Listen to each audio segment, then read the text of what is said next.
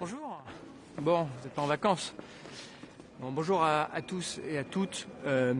On est aujourd'hui au Conseil Affaires Générales où on va bien sûr commencer ce qui sera une négociation longue et cruciale pour l'avenir de l'Europe, celle du prochain cadre financier pluriannuel, le budget de l'Union européenne. On est dans un moment de turbulence géopolitique où l'Europe a besoin de moyens financiers pour agir, a besoin d'un budget ambitieux. Et c'est pour ça que les discussions qui vont s'entamer aujourd'hui seront absolument décisives. On a besoin d'un budget ambitieux pour pouvoir investir dans la compétitivité et l'innovation de l'Union européenne, dans notre défense et notre sécurité collective, dans la souveraineté alimentaire des Européens, se donner des moyens d'agir dans ce moment crucial. Dans cette négociation, la France aura plusieurs points de vigilance absolue.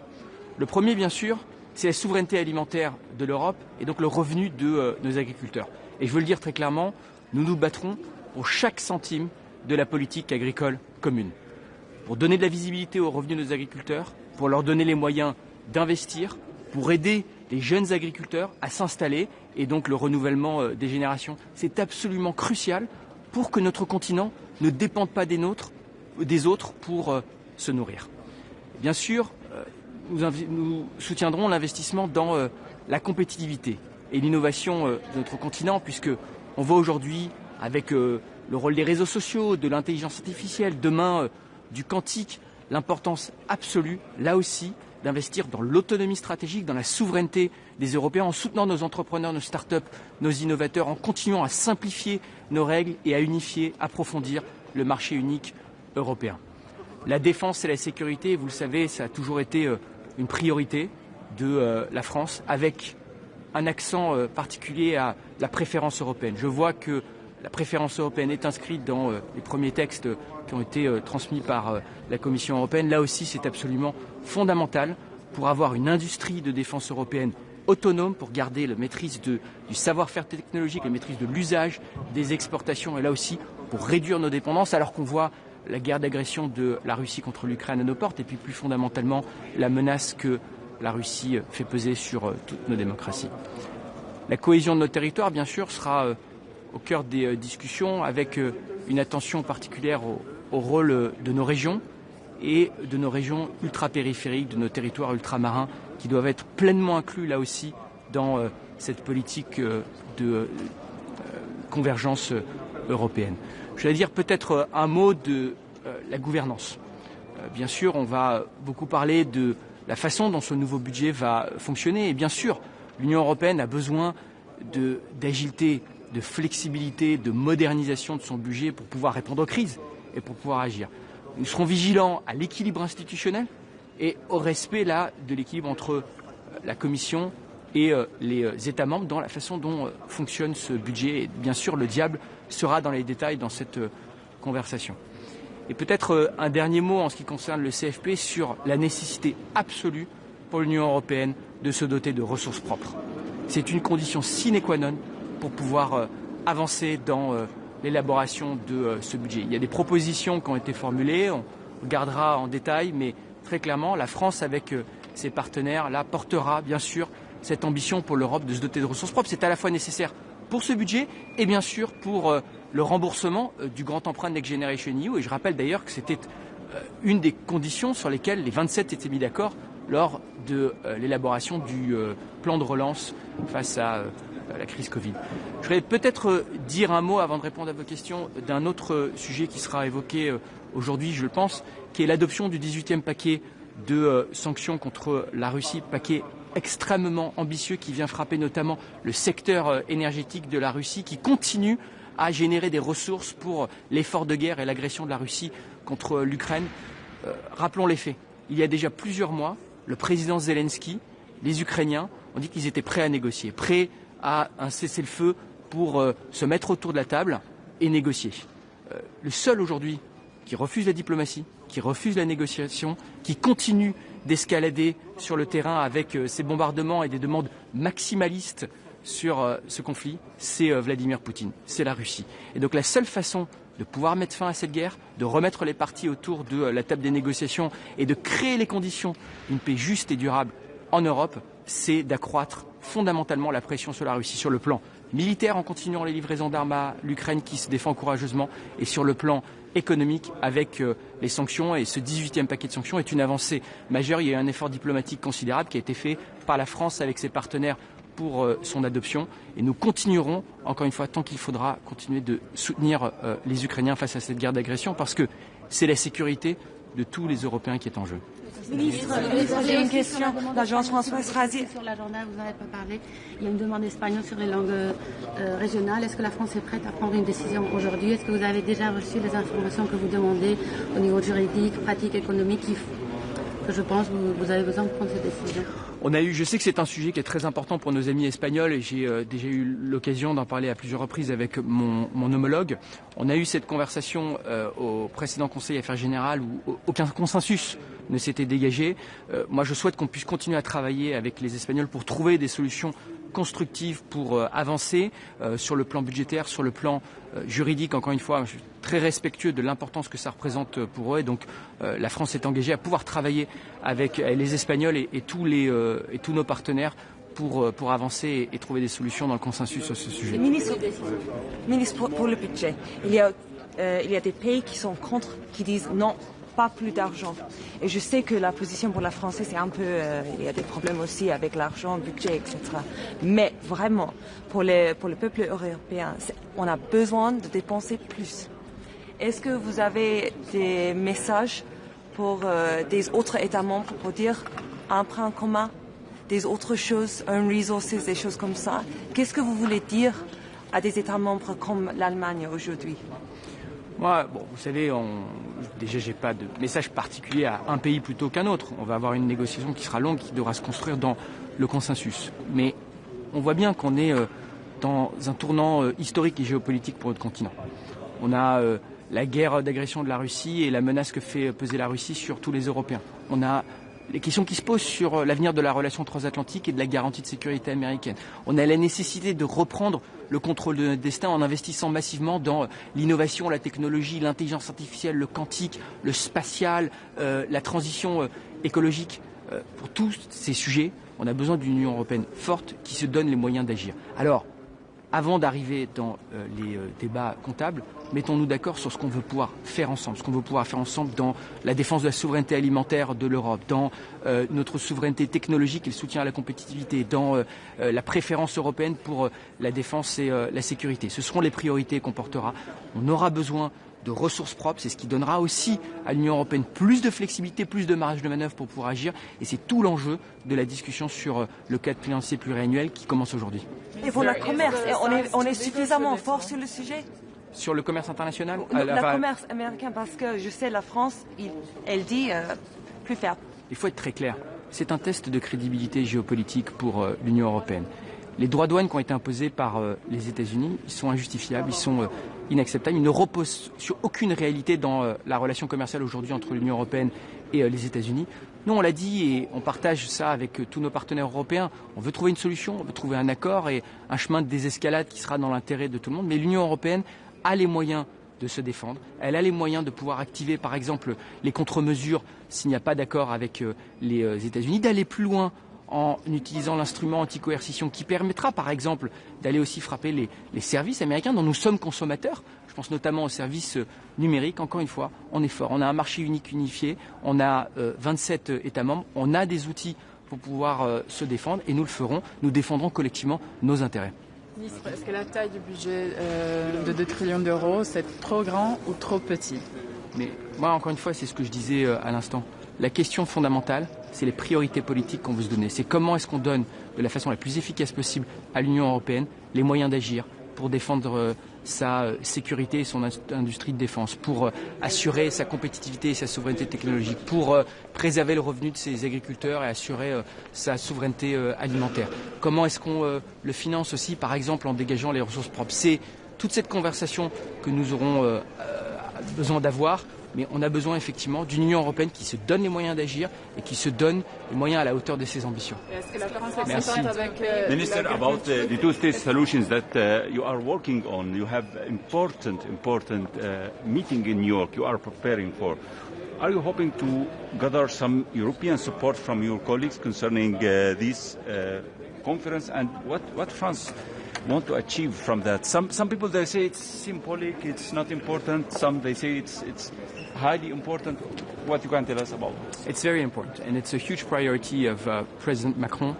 As you know, we've always had a clear line when it comes to the situation in the Middle East. We're calling for an immediate ceasefire, for the release of all hostages from the Gaza Strip, from the access of humanitarian aid to the civilian population of Gaza, and down the road to the relaunch of a political dialogue that will lead to the only political solution for the region, which is two states.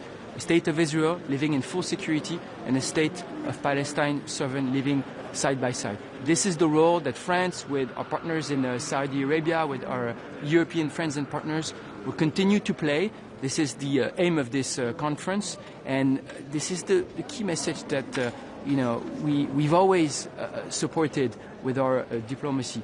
We need to find a political solution. We need to find a regional framework, two states, and then also the recognition of Israel by its neighbors in the Middle East, and the recognition of Palestine by other countries, including European countries. This is, again, what President Macron is fighting for. Thank you. Is it a symbolic issue or more it's practical support? Because some would say even France couldn't gather enough European countries to support the recognition of Palestinian state. Are you sure that you have some countries with you to support this recognition, as Mr. Macron said? It's about launching a political momentum. It's about creating the conditions for peace and a security framework for all the key actors in the region through the two-state solution. But it's also very practical because, as you know, France, for the last since the beginning of this tragedy, has been also very involved in the humanitarian support for the civilian population of Gaza, in finding also the path to a ceasefire both in Gaza but also in the rest of the region. I'm thinking especially in Lebanon, and this is the role that we will continue to play. Thank you.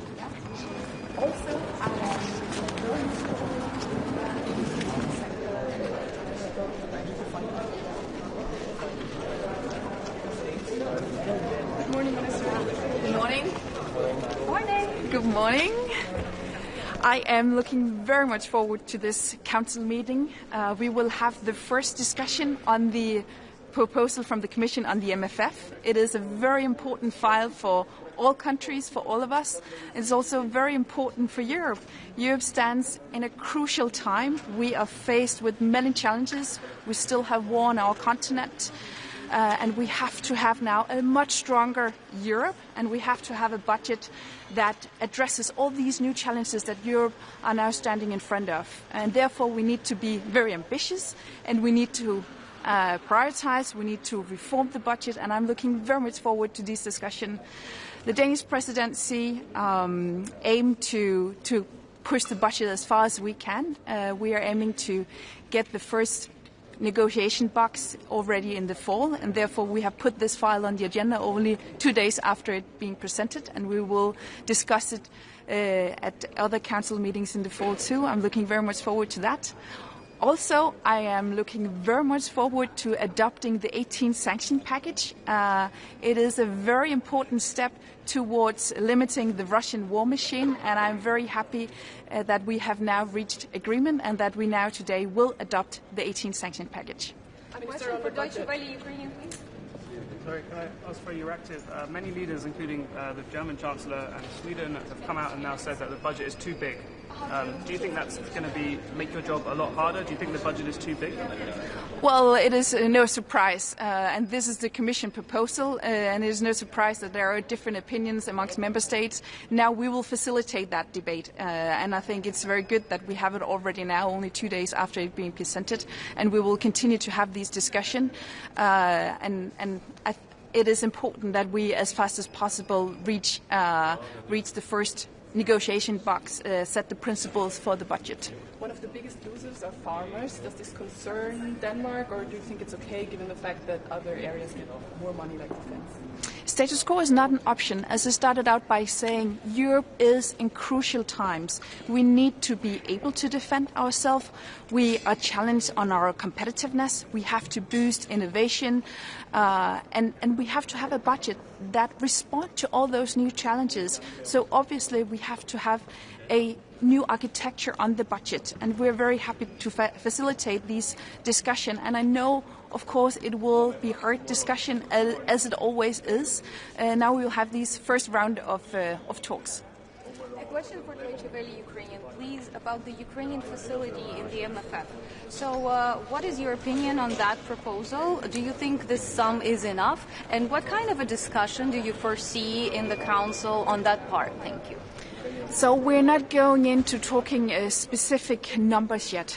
We will have a talk about the overarching architecture of the budget. We as presidency are aiming for reaching the first negotiation box. We think it's good that we now have the proposal on the table and that we discuss it as fast as possible. It's also good that we have a budget that is ambitious, that addresses the challenge that we're faced with. And one of them is war on our continent. We have to do more to support Ukraine, and therefore it is good that that is also in the budget. How you managed to get agreement on 80s package sanction, because discussion was very, very long, and do you expect that other country of G7 support this oil price cap? So it looks like we will reach agreement and we will reach consensus on the 18 sanction package today.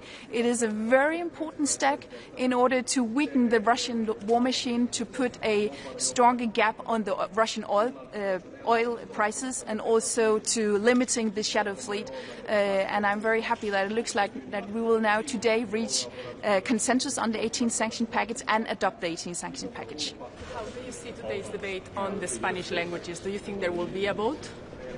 So Spain wishes to put the Spanish language case on the agenda again, and as presidency we will facilitate that debate. I do know that there are many concerns addressed from member states. It goes both to budgetary issues, legally issues, and of course we need to find answers to those questions. I do not foresee a vote today. How did you manage to get Slovakia on side to back this 18 sanctions package? How did you manage to get Slovakia on side? They had been holding things up. I cannot go into detail with that. The only thing I can say is that we're very happy to see that we managed to succeed consensus on the 18 sanction package. It is very important. Okay, thank you very much. Thank you.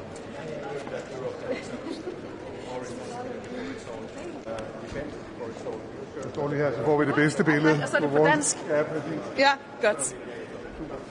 Hvis vi lige starter med det, som er kommet på dagsordenen det sidste øjeblik, nemlig 18. sanktionspakke mod Rusland. Hvad er din kommentar til det? Jamen, det er vi jo enormt glade for som dansk formandskab, at det rent faktisk er lykkedes os at opnå enighed om den 18. sanktionspakke, og nu ser det så ud til, at vi formelt vedtager den her til formiddag. Og det er enormt vigtigt i forhold til at gøre Rusland mere svag, hjælpe Ukraine. Vi får sat et strammere prisloft på den russiske oliepris og får også strammet yderligere op på den her skyggeflåde. Så det er et enormt vigtigt skridt, og det er dejligt, at vi kan se ud til at kunne vedtage det her til formiddag. Hvad er det for en effekt, I håber at opnå? Jamen, det, at vi har nogle skrappe sanktioner over for Rusland, er jo enormt vigtigt for Ukraine. Det er enormt vigtigt for at gøre Rusland svagere, at de mister indtægter, og det gør de jo ved, at vi strammer yderligere op på de russiske oliepriser, og så også, at vi gør yderligere tiltag i forhold til at forhindre skyggeflåden, som desværre fortsat jo eksisterer, hvor Rusland har mulighed for at få fragtet olie ud omkring, og det strammer vi nu gevaldigt op på, og det er jo enormt dejligt. Så skal du sætte for bordenden for den første diskussion om et kommende flereårigt EU-budget. Hvad er det for en diskussion, du forventer dig? Jamen, det er en ret vigtig dagsorden, vi er på programmet i dag, og det er sådan set primært på grund af én ting, og det er på grund af budgettet. For 2 dage siden præsenterede kommissionen deres udkast til EU's flereårige budget, og nu er det første gang, vi skal diskutere det på rådsmødet. Jeg forventer, at det bliver en lang diskussion, sådan set også en svær diskussion med mange forskellige meninger, men det er den første diskussion, og det er meget naturligt, at der er mange uenigheder her til at starte med, og så vil vi så forsøge som dansk formandskab at opnå enighed om det første skridt af forhandlingerne på budgettet i løbet af efteråret. Der har været ret mange brutale udmeldinger om budgettet. Tyskland siger, det er for højt. Lande vil ikke være med til at finansiere det på den måde, det er foreslået osv. Forventer du at se et eneste glad kolleger i rummet i dag? Jamen, det er helt naturligt, at der er uenigheder om sådan et budget. Det vil der altid være. Der vil altid være forskellige prioriteter. Det, der er anderledes den her gang her, det er, at selve arkitekturen på budgettet er fundamentalt anderledes. Altså, vi skal have et andet budget. Vi bliver nødt til at have et budget, der i højere grad adresserer de udfordringer, som Europa står over for nu. Og det er altså, at vi ikke kan forsvare os selv, og at vi har udfordringer med vores konkurrenceevne. Og det har kommissionen forsøgt at adressere i det her forslag til budgettet, og det ser jeg meget frem til at diskutere med kollegaerne. Hvordan har Danmark det med det største EU-budget nogensinde? Jamen, som vi tidligere har sagt, så går vi ind i de her diskussioner med et åbent sind. Vi bliver nødt til at have et åbent sind i forhold til at diskutere, hvordan det er, vi løser Europas udfordringer. Vi står altså i en tid, hvor Europa er udfordret. Vi er udfordret på vores sikkerhed. Vi kan ikke forsvare os selv. Vi er udfordret på vores konkurrenceevne. Vi har et innovationsskab med Kina og med USA. Vi bliver nødt til at have et stærkere Europa, og derfor bliver vi også nødt til at have et stærkere budget. Det er klart, det er ikke regeringspolitik, at budgettet skal stige. Vi vil først og fremmest se på, hvordan vi kan prioritere budgettet bedre. Men det er vigtigt, at vi får et langt stærkere Europa, og derfor skal budgettet også kunne levere mere. Vi udelukker ikke noget på forhånd, som vi også tidligere har sagt. Vi bliver nødt til at gå ind i de her diskussioner med åbne øjne. Tak.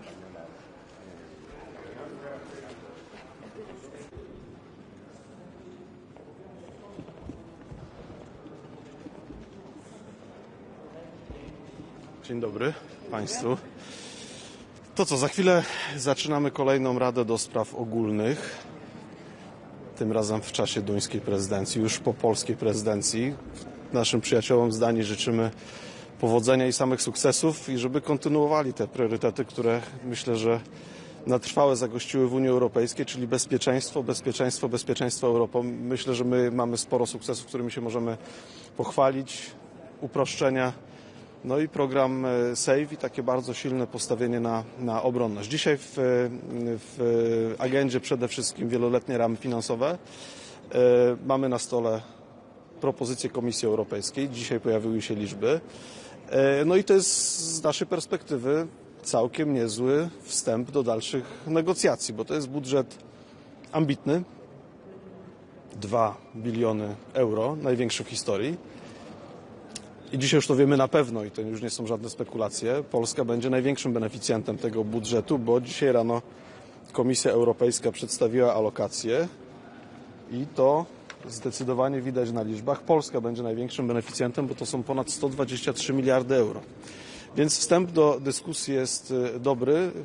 Priorytety też z naszego punktu widzenia ważne, no bo pierwszy raz tak mocno akcentujemy bezpieczeństwo i obronność, ale też to, co zawsze było z punktu widzenia polskiego ważne, czyli polityka spójności i wspólna polityka rolna są bardzo wysoko zaakcentowane, no i też inwestycje w innowacje, także jest jeszcze parę rzeczy, które będziemy chcieli podkręcić w czasie negocjacji. Te negocjacje teraz zaczynają. Dzisiaj pierwsza dyskusja na Radzie do Spraw Ogólnych, ale wstęp do dyskusji jest całkiem niezły i myślę, że na początek to dla komisarza, który się zajmuje budżetem, pana Piotra Serafina, tutaj się należą podziękowania. Z nowych informacji też co będzie dzisiaj, może już nie dyskutowane, ale przyjęte na Radzie do Spraw Ogólnych, to jest 18. pakiet sankcji. Bardzo się cieszymy z tego pakietu sankcji. Polska prezydencja nad nim pracowała, jak Państwo wiecie. Ze względów, powiedziałbym, czysto politycznych te 2 tygodnie później on został przyjęty w czasie duńskiej prezydencji. Gratulujemy. Ważny pakiet sankcji, bo on przede wszystkim nakłada ten price cap na ceny ropy naftowej. To jest mocne uderzenie w potencjał rosyjski, po pierwsze. Po drugie zamknięcie Nord Stream, a po trzecie kolejne statki z floty cieni. 100 jest objętych sankcjami, także to jest 18. masywny pakiet, który ogranicza rosyjski potencjał. Jeśli są pytania. Co Polska będzie chciała podkręcić w budżecie? No na pewno będziemy starali się pilnować wysokich kwot w polityce spójności. No, jesteśmy z każdym rokiem coraz bogatsi i powinniśmy się tak naprawdę z tego cieszyć. ale no, tymi takimi twardą postawą cały czas jesteśmy głównym beneficjentem i całkiem sporo, szczególnie te regiony, które gonią, będą otrzymywać te kwoty. To jest po pierwsze. A po drugie, to jest wspólna polityka rolna. Rolnicy i wspólna polityka rolna będzie zawsze w centrum naszego zainteresowania, bo to chodzi o bezpieczeństwo żywnościowe, takie powiedziałbym bezpieczeństwo twarde, to żeby w Europie nigdy nie zabrakło dostępnej i taniej żywności, dostępnej dla konsumentów, a po drugie, żeby ona była dobrej jakości. Żeby była dobrej jakości, no to muszą być na tych granicach zewnętrznych dość wyśrubowane normy. No i dlatego nasi rolnicy, europejscy rolnicy muszą mieć to odpowiednie wsparcie. Minister, will the oil price cap work without the buy-in from Washington as part of the sanctions package? I think it works, for sure. And this is something that is extremely difficult for the Russian side. And if we connect it together with the gas pipeline, Nord Stream, I think it's painful for Russians. One question for Deutsche Welle Ukrainian, please, about the Ukraine facility in the new MFF. How do you... You know, we know this proposal from the morning when we are talking about numbers, so we will discuss it, but for sure Ukraine will be supported by the European Union. Najważniejszy element tego pakietu to jest właśnie to obniżenie limitu cenowego. To nie było takie oczywiste. Gdyby tego nie było, to by ten pakiet był słabszy? No na pewno byłby słabszy, bo potencjał rosyjski przede wszystkim ich potencjał ekonomiczny wynika z dość prymitywnej jednak gospodarki, która jest oparta tylko i wyłącznie na eksporcie praktycznie nieprzetworzonych kopalin. I oni zarabiają przede wszystkim na ropie i na gazie. I każdy krok, który zmniejsza możliwości sprzedaży paliw kopalnych, jest niezwykle ważny z punktu widzenia naszego bezpieczeństwa i niezwykle bolesny z punktu widzenia Rosji. Dlatego na przykład mapa drogowa odejścia od paliw kopalnych jest niezwykle ważna i to jest też efekt, to, że Komisja położyła to na stole, mówię o tej mapie drogowej, to jest też efekt naszej bardzo wytężonej pracy i przekonywania takiego, słuchajcie, Rosja jest zagrożeniem i będzie zagrożeniem tak długo, jak będziemy kupować od niej na przykład paliwa kopalne. A dwa, no jakby obłożenie tą górną granicą cen jest też bardzo bolesne. Także no to jest ten kierunek, w którym powinniśmy iść. What is your position on the Spain petition on languages? Do you think there will be a vote today?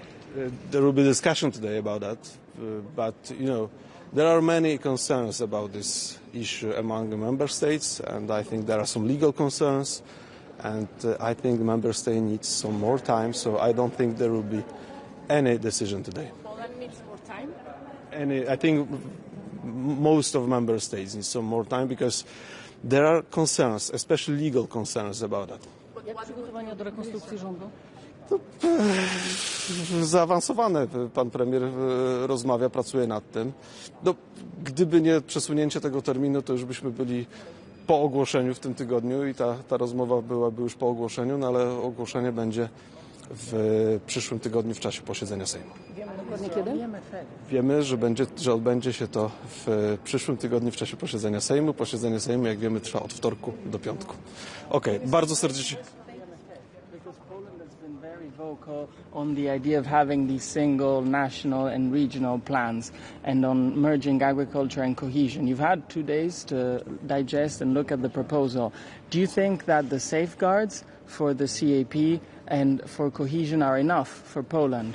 You know, this is a very interesting proposal from the Commission. I think this is ambitious budget. But we still need some discussion about it, especially in terms of cohesion and common agriculture policy, which, as you perfectly know, are priorities for Poland. Thank you very much. Muszę już lecieć. Dziękuję bardzo.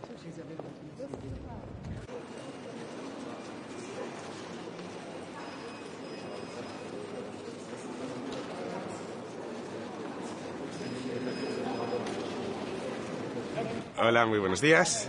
Tenemos hoy la primera reunión del Consejo de Asuntos Generales de la presidencia danesa, con 2 puntos principales, los 2 de gran importancia para España en la agenda.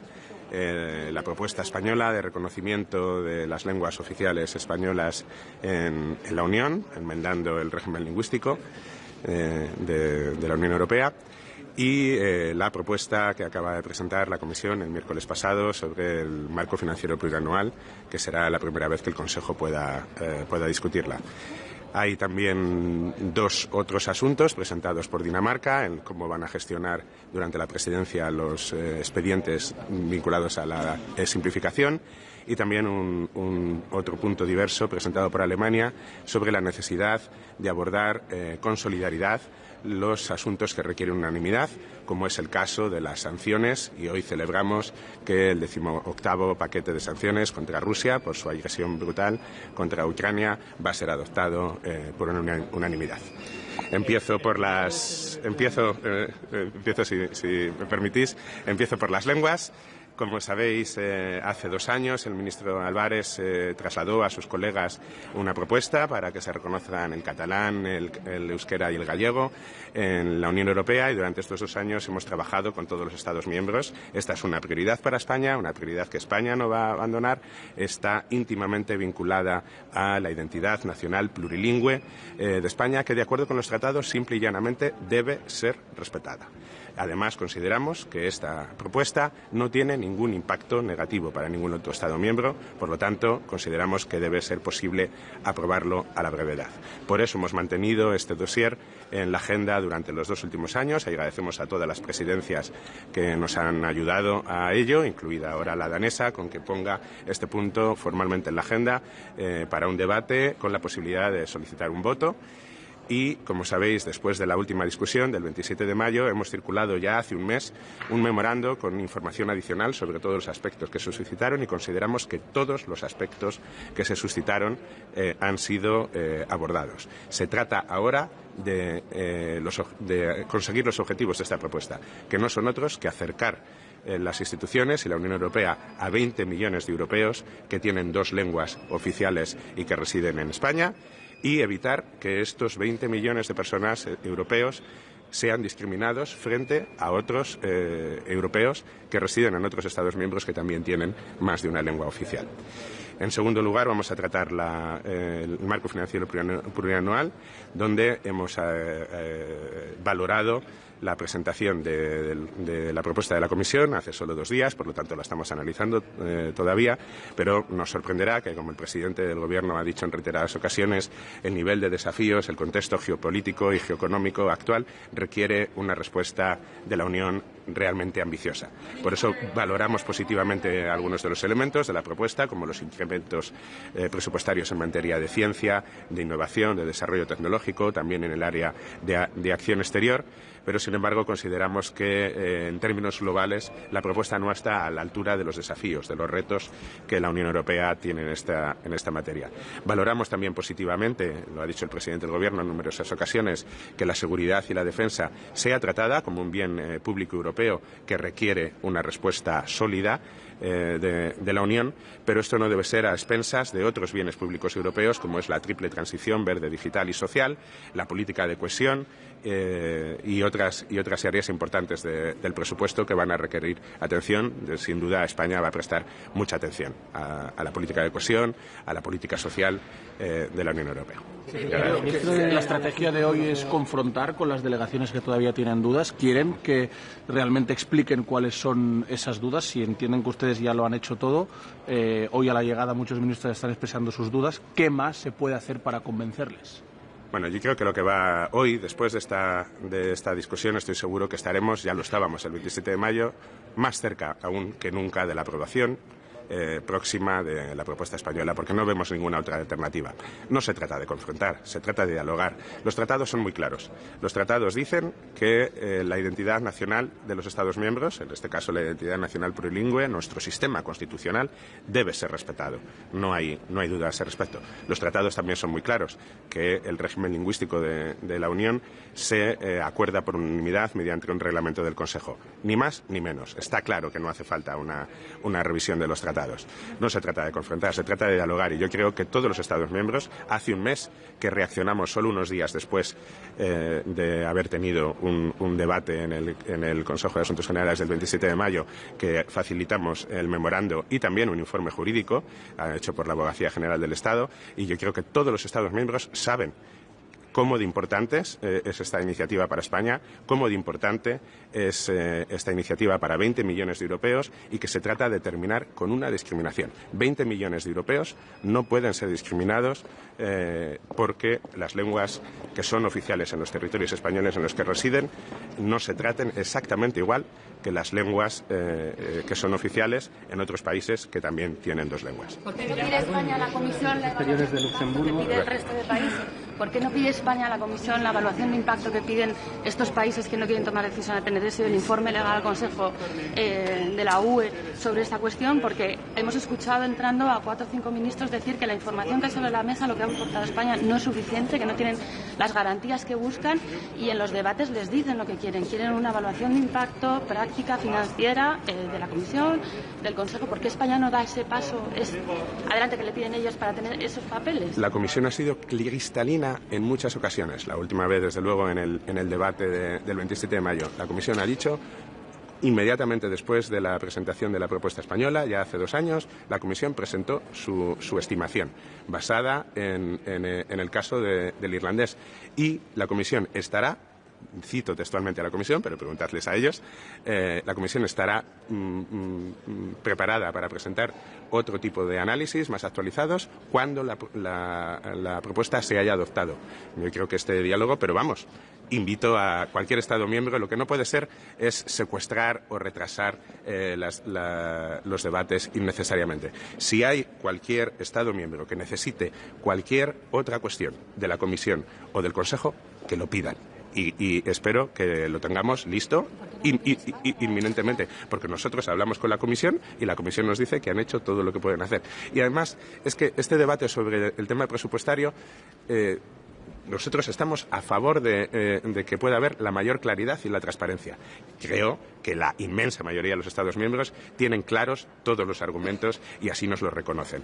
Pero desde el momento que España ha reafirmado que está dispuesta a cubrir todos los costes, ¿cuáles son las dudas? ¿Cuál es la implicación de que la Comisión estime que es €1 más o €1 menos? España está dispuesta a cubrir los costes. Ha incluso mejorado y fortalecido la propuesta legislativa para que sea en el articulado donde se dice que España cubrirá todos los costes directos e indirectos, y este es el lenguaje que habíamos incluido en todos los acuerdos administrativos que ya desde hace 20 años están permitiendo que los representantes españoles hablen catalán, euskera y gallego aquí en el Consejo, en el Comité de las Regiones y desde el junio pasado en el Comité Económico y Social. No hay dudas, funciona perfectamente, se pueden cubrir los costes, lo llevamos 20 años haciendo. Estamos preparados para que los Estados miembros que necesiten más información, si es la Comisión y el Consejo quienes la tienen que emitir, que la pidan, que se emita, que esté lista cuanto antes, y si es España, desde luego nosotros ya hemos resuelto todas las dudas que nos han planteado. Si hay dudas nuevas, que las planteen. Hace un mes que mandamos el memorando y en ese envío volvíamos a recordar que estamos dispuestos a abordar cualquier duda o cuestión que se plantee y estamos dispuestos a hacerlo de manera inmediata para que esta propuesta se pueda adoptar de manera inmediata. ¿Pedirán que se someta a votación hoy? Nos gustaría que hoy quedase claro, de hecho estamos convencidos que quedará claro que se han abordado todas las dudas y si es así, es que no haría falta ni una votación ni hace falta que sea en un Consejo de Asuntos Generales. En el momento que se constate la unanimidad, en cualquier reunión del Consejo se puede tratar como un punto sin discusión, como hoy vamos a aprobar por unanimidad las sanciones contra Rusia. Muchas gracias. Una última. Sí. Que es una propuesta que no tiene ningún impacto para el resto de países. Pero ¿cómo explica que 4 o 5 ministros a la llegada hayan dicho que tienen dudas legales, financieras? ¿Algún impacto tendrá? Estamos convencidos de que no tiene ningún impacto. Pregúntaselo a ellos, pero estamos convencidos de que no tiene ningún impacto, como tampoco lo tuvo hace 20 años ya reconocer el irlandés, como tampoco lo tuvo que cualquier otro Estado miembro que tiene más de 2 lenguas oficiales las tenga reconocidas. Quizá hay otros motivos que explican sus posiciones, pero desde luego no es la falta de información, no es la falta de explicaciones y no hay ningún argumento, ni económico, ni en términos legales, ni en términos de precedentes, que pueda justificar retrasar esta iniciativa ni un minuto más. Muchas gracias. ¿Con motivos políticos? Preguntárselo a ellos. Gracias. El ministro luxemburgués.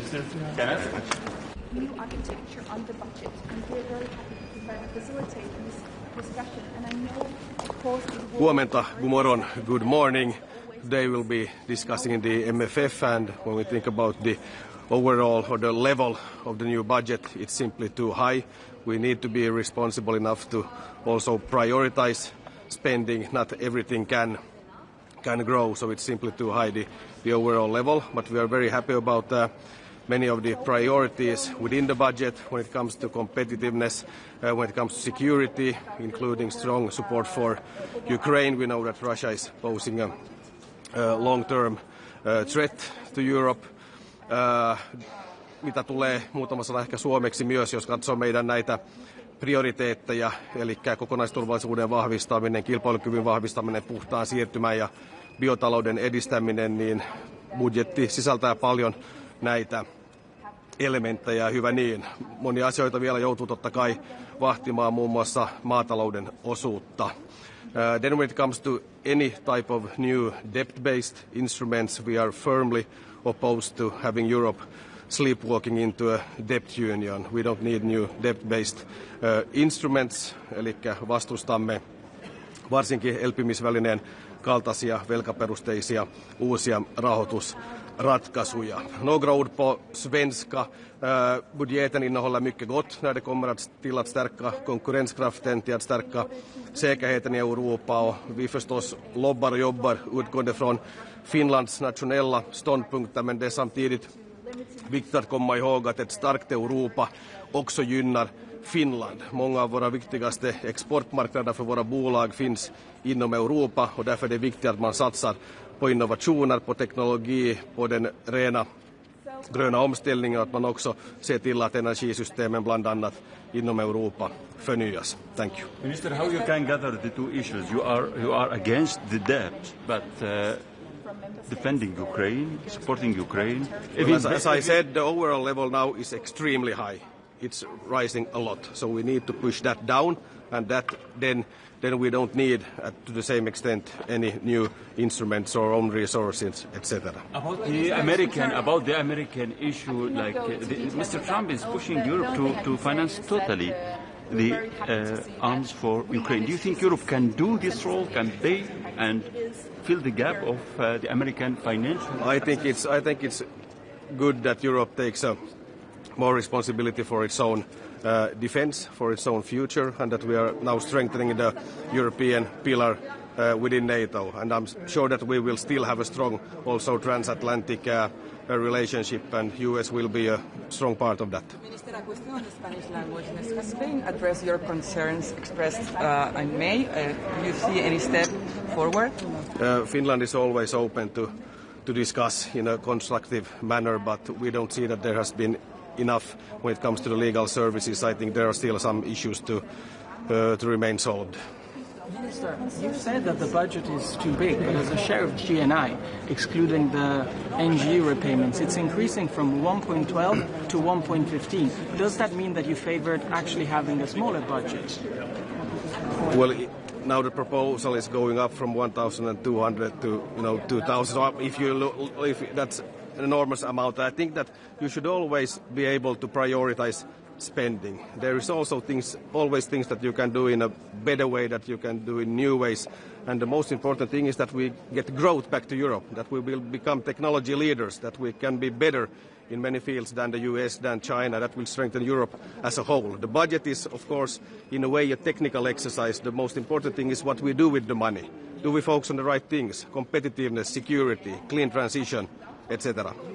focusing too much on agricultural cohesion. Would you support cutting agricultural funding? For Finland, agriculture is extremely important. That we need to make sure that you can be an active farmer also in the more northern areas. Then what would you support cutting from the proposal? There are lots of things that can be looked on, and we will come back to that. Thanks.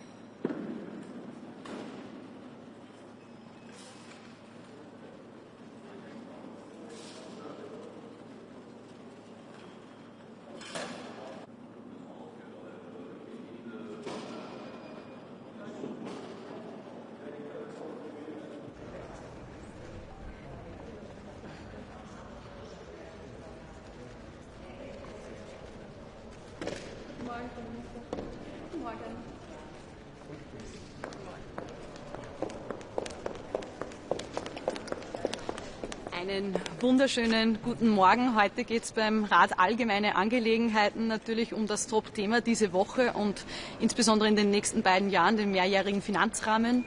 Die Kommission hat vorgestern den Entwurf präsentiert und lassen Sie mich mit den positiven Dingen auch beginnen.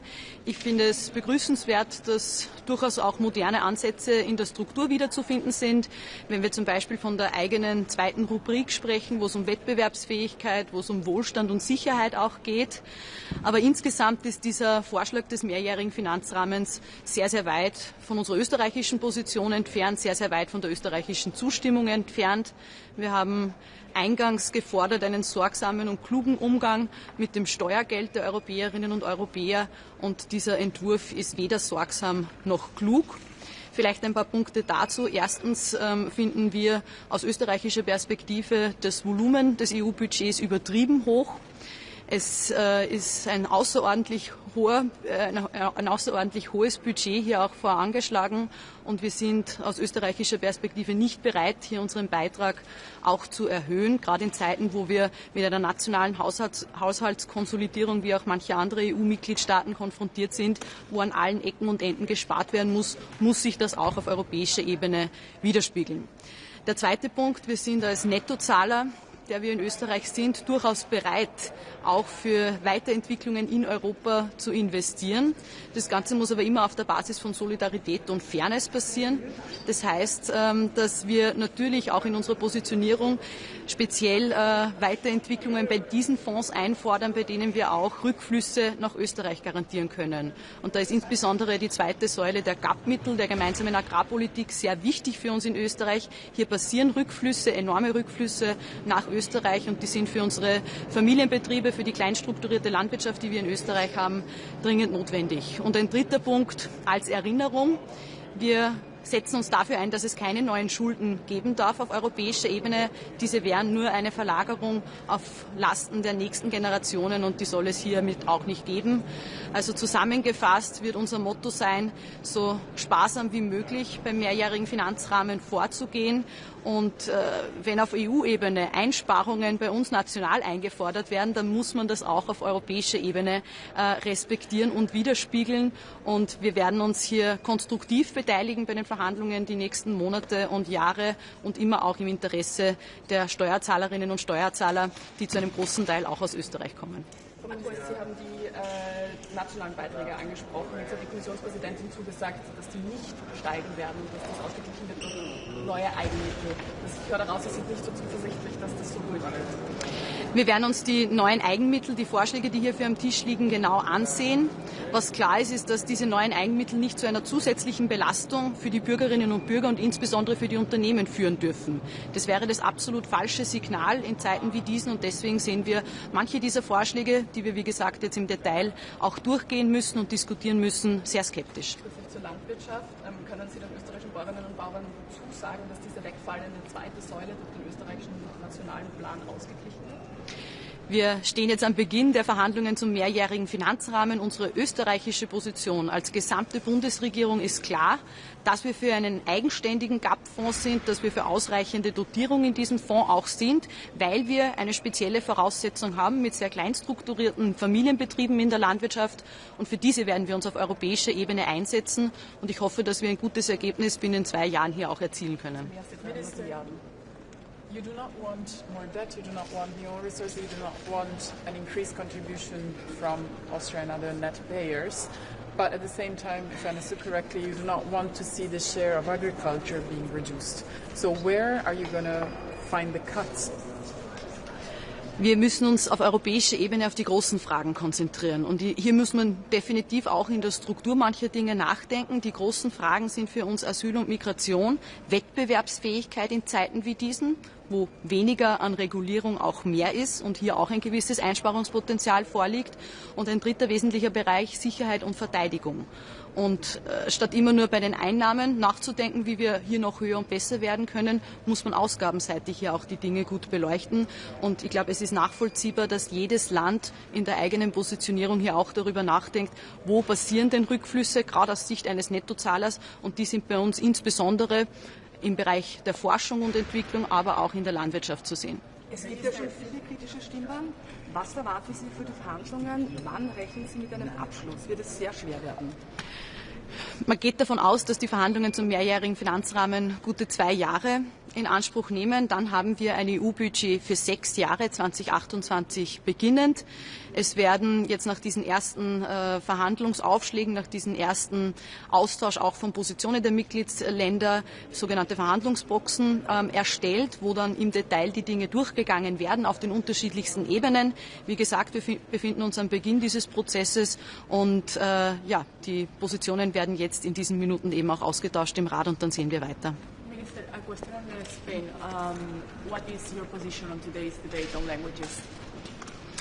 Wir haben den Vorschlag heute wieder auf der Tagesordnung aus Spanien bezüglich der Amtssprachen. Aus unserer Sicht ist es hier sehr wichtig, dass wir die Bedenken, die rechtlichen Bedenken des Legal Services des Rates ernst nehmen. Und diese Meinung des Legal Services ist nach wie vor unverändert. Das heißt, solange kein Vorschlag am Tisch liegt, wo die rechtlichen Bedenken, auch die finanziellen Bedenken restlos geklärt sind, kann man hier noch keine Zustimmung geben. Dankeschön. Dankeschön.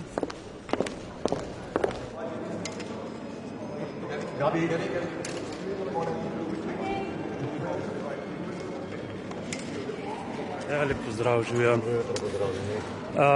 Torej, danes bomo imeli svet za splošne zadeve, na katerem bosta dve glavni točki. Prva so uradni jeziki Evropske unije, kjer Španija že večkrat zaporedoma to pač uvrstila na dnevni red. Slovenija je glede tega zelo jasna. Slovenija ta predlog podpira. Imeli smo kar nekaj tehničnih vprašanj, finančnih, pravnih tudi, ampak mislim, da se je to skozi razpravo razjasnilo, tako da če bi prišlo slučajno danes do glasovanja, bo Slovenija glasovala za ta predlog. Zdaj, druga večja točka je večletni finančni okvir. Gre za prvo orientacijsko razpravo. Komisija je v preteklih dneh na mizo šele dala nekatere predloge, ne sicer vseh. Včeraj smo šele videli tudi nekatere konkretne številke, ampak poudarjam predvsem to, da gre za eno dolgotrajno pogajanje od tukaj naprej, ki znajo trajati nekje do 2 let. Večletni finančni okvir, o katerem se pogajamo, bo veljal od leta 2028 dalje, tako da je časa še kar nekaj. Slovenija je načeloma zadovoljna z tem, kar je komisija dala na mizo. Vidimo to kot predlog, ki dopušča sicer še kar nekaj možnosti za pogajanja, gre v pravo smer, lahko bi bil bolj ambiciozen, ponuja nekako dobro ravnotežje med obstoječimi temi inštrumenti, kot sta kohezija pa kmetijska politika, po drugi strani pa odpira tudi možnost za nove prioritete, predvsem govorimo o konkurenčnosti in odpornosti. Kot rečeno, pričakujemo dolgotrajna, težka pogajanja, mi bomo v teh pogajanjih zelo aktivni in si prizadevamo za čim boljši izplen na koncu. Pravite, da je kar ambiciozen ta načrt, pa me zdaj najprej zanima, kako ocenjujete to predlagano višino. Kar precej članic se je odzvalo s tem, da je absolutno previsok. Slovenija bi se želela morda še bolj ambiciozen večletni finančni okvir, namreč vprašati se moramo, ali potrebujemo več Evrope ali manj Evrope. Za Slovenijo kot manjšo državo članico je izjemnega pomena, da živimo v varni, konkurenčni Evropski uniji, ampak to ne pride samo od sebe, v to moramo investirati. In za nas bi bilo pomembno, da se Evropska unija razvija, da krepi inštitucije, da ima na razpolago dodatna sredstva za svoje prioritete. Kot rečeno, želeli bi si bolj ambicioznega večletnega finančnega okvira, ampak je dobra osnova za prihodna pogajanja. Če greva potem malo na strukturo, zdaj to načrt predvideva drugačno strukturo, kot je bila do zdaj. Eden glavnih stebrov naj bi bili tako imenovani nacionalno-regionalni načrti. Kako Slovenija ocenjuje ta stebr, to strukturo? Kar se strukture tiče, je treba priznati, da je v bistvu komisija šele v zadnjih dneh razkrila svoje karte. Tako da pristojna ministrstva v vseh državah članicah v teh trenutkih računajo, kaj konkretno to pomeni ne samo za vlade držav, ampak tudi za vse tiste, ki so porabniki proračuna Evropske unije. Tako da v tem trenutku v bistvu težko reči, bo ta struktura zelo pozitivno vplivala ali bo imela kakšne pomanjkljivosti, ampak ko pa gledamo Tako nasplošno pa se zdi, da je vse skupaj bistveno lažje, ne, da se je iz veliko različnih inštrumentov nekako streamlinalo na način, da imamo zdaj manj inštrumentov, ki so bolj pregledni, bolj transparentni in za katere upamo, da bo za države članice potem tudi lažje, da jih bo uporabila na pravilen način. Če vas prav razumem, potem to nacionalno-regionalni načrt iz slovenskega stališča je prava ideja. Da, mislimo, da gre v pravo smer. Zaenkrat, kot rečeno, še nismo tam, da bi lahko vlada podala zelo jasna stališča o tem, ne, pač vse države članice v tem trenutku še delajo izračune, kaj to konkretno pomeni, ampak jaz mislim, da tako kot se nam zdi v tem trenutku gre v pravo smer in bo to tudi za Slovenijo, za slovenske državljane najbrž v končni fazi potem boljša rešitev. Pravite, ne, vse države zdaj delajo prve izračune. Kakšni izračuni so na naši slovenski strani, kako nam kaže, kakšne so številke? Poglejte, Slovenija je ena izmed držav, ki se je v zadnjih 7 letih nadpovprečno razvila. Mi pred 7 leti, ko smo se pogajali o prejšnjem večletnem finančnem okviru, smo bili na približno 82% povprečja Evropske unije, danes smo na približno 90%. Tako da to je seveda treba upoštevati. Mi se prihajamo iz drugačnega izhodišča v ta pogajanja, kot smo prišli pred 7 leti. Ampak kot vse kaže, zaenkrat bo Slovenija uspela v veliki meri obdržati te tradicionalne inštrumente, kot je kohezija, kot je skupna kmetijska politika, po drugi strani pa bo dobila na razpolago nekatere inštrumente, ki jih do zdaj ni imela, predvsem govorimo o konkurenčnosti, o varnosti, odpornosti in prav pri teh inštrumentih, ki so pomembni za prihodnost Evropske unije, smo si tudi v dozdajšnjih neformalnih pogovorih uspeli izpogajati nekatere elemente, naprimer pri konkurenčnosti bojo sredstva, kot kaže, namenjena tudi malim in srednjim podjetjem, kar je za Slovenijo zelo velikega pomena. Ko govorimo o varnosti, bojo sredstva najverjetneje namenjena tudi dvojni rabi. Tako da v bistvu izhodišče, ki ga imamo zdaj, ni slabo, je dobro, ne? Ampak opozarjamo pa še enkrat na to. Gre za proces, ki bo naporen, težak, ki bo najverjetneje trajal tam nekje 2 leti in vprašanje, kaj od tega, kar je zdaj na mizi, bo na koncu sprejeto. Ne? Ampak če sklepamo po tem, kar je zdaj na mizi, nam kaže dobro. Kaj pa številke konkretne? Se je že pojavila številka 5,4 milijarde za Slovenijo, lahko kaj glede tega več? Ja, kot rečeno, glede številk je treba seveda upoštevati nadpovprečno razvitost Slovenije v zadnjih 7 letih. Ne. Pred 7 leti smo izhajali iz popolnoma drugačnega položaja kot sedaj, na približno 82% razvitosti Evropske unije, sedaj smo na približno 90%. In ko govorimo o številkah, vidimo, da kakšnih večjih rezov tukaj najverjetneje za Slovenijo ne bo.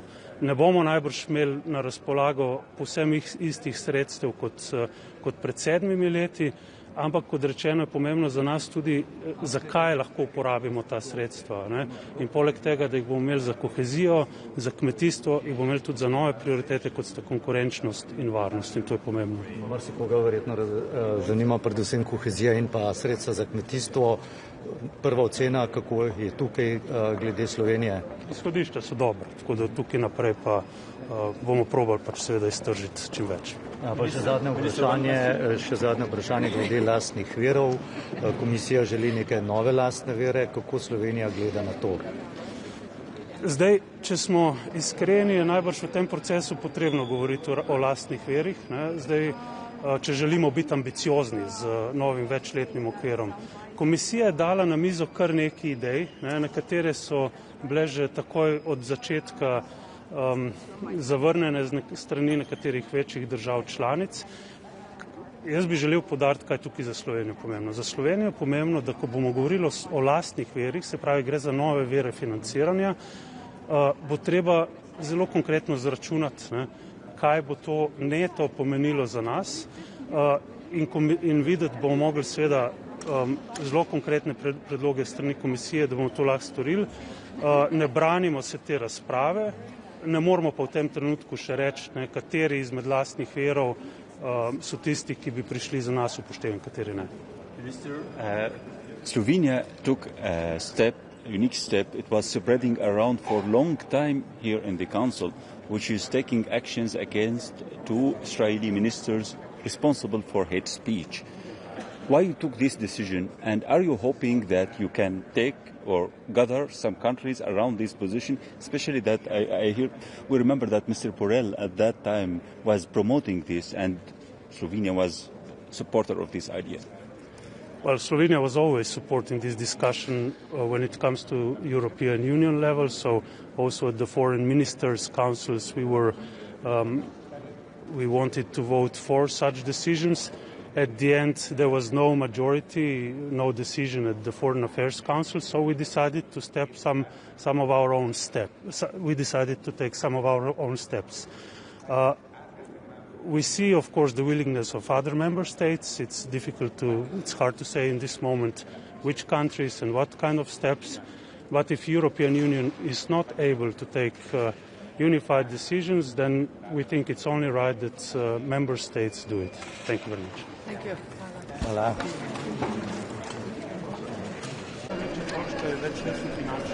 Morning, Minister. Jó reggelt! Első miniszteri szintű vitája lesz az MFF-nek. Mire volt elég ez a 2 nap? Mit lehet elérni ezen a mai napon? Egy icipicit közelebb jönne, mert eddig ér a kezem. Ez az egyik, és a másik kérdésem az lenne, hogy az első politikai nyilatkozatok után van-e már valamiféle gyors elemzés a javaslatról? A számok egy részét már ismerjük, a bizottsági előterjesztések egy része már elérhető a 7 éves költségvetéssel kapcsolatban. Az ördög természetesen a részletekben van, a munkatársak napi 24 órában azon dolgoznak, hogy megértsük a bizottsági javaslatnak minden egyes elemét. Az már most látszik, hogy ebben a formában a bizottsági javaslata elfogadhatatlan, nem csak Magyarország, hanem számos más tagállam számára is. Én azt gondolom, hogy néhány héten, hónapon belül ez az előterjesztés ebben a formájában kimúlik, és valamilyen új alapon kell majd a tárgyalásokat újra kezdeni az intézmények és a tagállamok között. A költségvetésnek, a javaslatnak egyértelműen 2 nyertese van, az egyik Ukrajna, a másik pedig maga a bizottság. A mi számításaink szerint közvetlen és közvetett módon az uniós költségvetésnek körülbelül 20%-a Ukrajnához kerülne. Ez azt jelenti, hogy minden 5. adófizető euró az Ukrajnában fog kikötni. A bizottság a másik nagy nyertes, egyrészt olyan hatalmi és költségvetési koncentrációt hajt végre, ami eddig az Európai Unió történetében precedens nélküli, másrészt pedig 2500 plusz álláshelyet kér magának. Ezek egy része nyilván arra fog menni, hogy az ukrán csatlakozási folyamatot tovább lehessen gyorsítani. Vesztesek is sokan vannak, az európai mezőgazdaság az nagy vesztese ennek a javaslatnak, jelentős mértékben csökkennének az agrártámogatások, és ezeket összevonnák a kohéziós pénzekkel. Az látszik, hogy valószínűleg a gyorsított pályán Európai Unió felé haladó ukrán mezőgazdaság számára készítik elő az európai piacot. A jogállamisági kondicionalitást is megerősíteni a bizottság, ez a jelenleginél is erősebb politikai és ideológiai nyomásgyakorlási eszköz lenne. Ez lehetővé tenné azt, hogy tagállamok teljes uniós forráskészletét felfüggesszék igen rövid időn belül. Ezt az eszközt eddig is politikai célokra használták föl, ezután is erre fogják felhasználni. Nyilvánvalóan ez Magyarország számára elfogadhatatlan. Nem hiszem, hogy ez az előterjesztés lenne az, amelyik az Európai Unió versenyképességét és jövőjét megalapozná az elkövetkező 7 évre.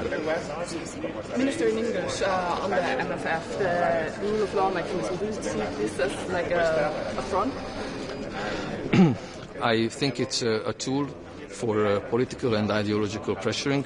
In its current form, it was used for these purposes, and I think it would be used for those purposes also in the future. This tool has been strengthened and the scope has been expanded. Now it allows the Commission to suspend access to all EU funds for political and ideological purposes. Of course, this is something that is a non-starter for Hungary. We have indicated this to the Commission previously. I will say that today at the Council. To me, it's impossible to see how a 27 consensus could be reached on the MFF on this basis. In general, the 2 billion, is it too big or too little? Because Hungary has profited a lot from the EU budget in the past and your economy is not doing so well? Well, I don't agree with your assessment about the state of the Hungarian economy, and I don't agree with your statement that Hungary has enormously benefited in this period from the MFF because of the different systems of conditionalities. This means that some of our funds have been suspended for clear political purposes, for blackmailing and pressuring. This is something that I cannot interpret as a positive. As far as the numbers are concerned, the numbers look big, but if I add to this that we are speaking on current prices, so it does not include the effect of inflation, and we speak of 10 to 12% of this budget going for interest and loan repayment for the next Gen EU. This money is not that big. But to me, the most important thing is whether member states can get access to these funds in a fair and objective manner, and whether these funds could be channeled to activities that actually contribute to solving the challenges the European Union is facing. I don't see that in the current proposal. Where does Hungary stand on Ukraine facility in the MFF, please? Sorry? Ukraine facility in the new MFF. Where does Hungary stand on that? We did some preliminary analysis, and our assessment is that it is not only the Ukraine facility that Ukraine benefits from this proposal. Directly or indirectly, Ukraine will get around 20% of the EU budget for the seven-year period. That means every fifth euro in the budget, directly or indirectly, will end up in Ukraine. I don't think that this is sustainable. How did you come to this conclusion about every fifth euro? Well, in addition to the Ukraine facility, Ukraine will benefit from the European Peace Facility. Most of this I'm talking about the proposal. If you want to speak about the blocking, I would be happy to speak about that. Now we speak about the proposal. The European Peace Facility's amount has been almost doubled to 31 billion euros. Most of this will go to Ukraine. The MFF's allocation for European defence industry has been increased 5 times.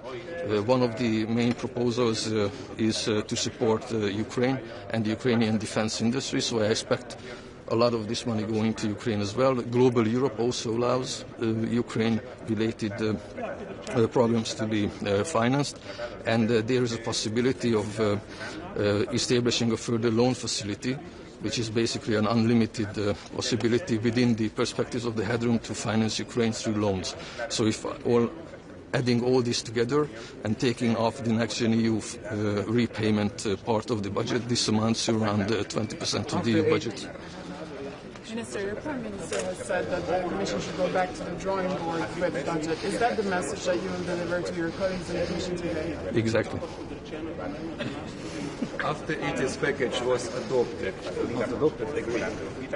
is it possible that negotiation on EU accession will be resumed for Ukraine? We don't see a connection between the sanctions packages and the accession process of Ukraine. The Hungarian position on Ukraine's accession process has not changed. Thank you very much.